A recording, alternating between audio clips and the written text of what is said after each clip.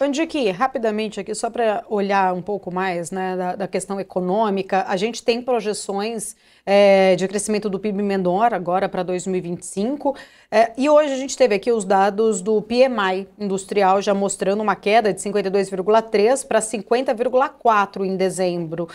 Você vê, de fato, essa movimentação, essa queda do PMI sendo aí talvez uma prévia, talvez, ali do que a gente vai ver da nossa atividade econômica aí pelos próximos meses? É aquilo que eu me referi logo no começo da nossa conversa, Paula. Não é sustentável um PIB crescer a 3%, o gasto real a 9%, né? Aliás, a receita real a 9% e o gasto a 15%. Não é sustentável. Essa é uma questão matemática que ela não tem como durar ao longo do tempo. Se a gente levar em consideração, por exemplo, a Austrália, que é um país que faz quase 20 anos que cresce 2,5%, cresce 2,5%, cresce 3%, cresce 2,5% de novo, cresce 2%, e conseguiu passar a pandemia sem entrar em recessão. Esse é um país que tem muito para ensinar para o Brasil. É muito relevante entender a economia política da Austrália, que inclusive ela é parecida com o Brasil do ponto de vista de ser uma fazenda com extração de minerais. Não é um país industrial, é um país muito parecido com o Brasil em vários aspectos, mas é um Brasil que cruzou a fronteira do desenvolvimento, se tornou um país avançado e a gente tem muito para aprender. Tem menos população, tem menos isso.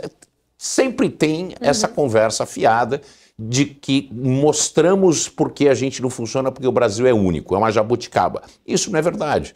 A gente nunca aprende com os acertos dos outros. No entanto, quando a gente tem erros para refazer, nós refazemos os erros dos outros com frequência. Mesma coisa com a Coreia do Sul.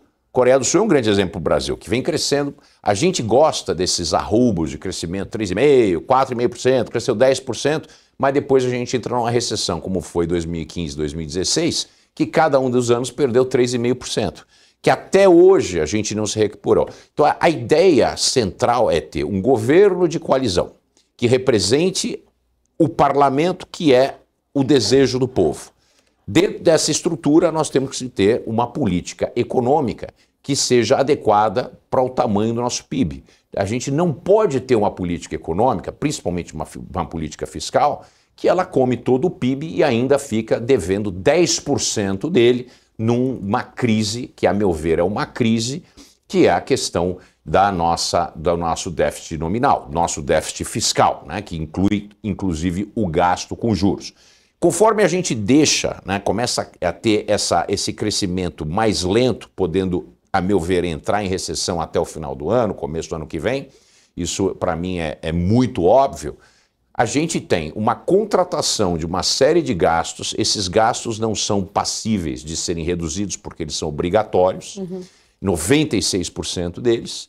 A gente vem aumentando a incidência desses gastos através de políticas nocivas ao equilíbrio fiscal, como a valorização real do salário mínimo, esse salário mínimo que se traduz em levar essa valorização, inclusive, para o maior problema que nós temos, que é a previdência. E essa insistência no erro, isso, conforme a economia cresce menos ou entra em recessão, nós vamos ter um problema sério, porque a dívida vai bater nos 90%, provavelmente em 2028, 2029, sendo o que seja feito. A não ser que a gente passe a ter um superávit primário, sem a matemática que a gente vem aplicando, né? Bota tudo debaixo do tapete, para criar uma versão de um primário que não existe, por isso que eu sou muito atento ao superávit nominal, ou superávit fiscal, né? A minha grande preocupação é, se a gente não tiver o mínimo de 2,2% a 2,5% do PIB em superávit primário, daqui a 2030, nós não conseguimos estabelecer uma relação de não crescimento, não é queda da dívida, mas é a questão de paralisar o crescimento da relação dívida-PIB onde estamos hoje, que não é baixo. Quer dizer, para cair precisava ser 4% do PIB, e isso não vai ser feito.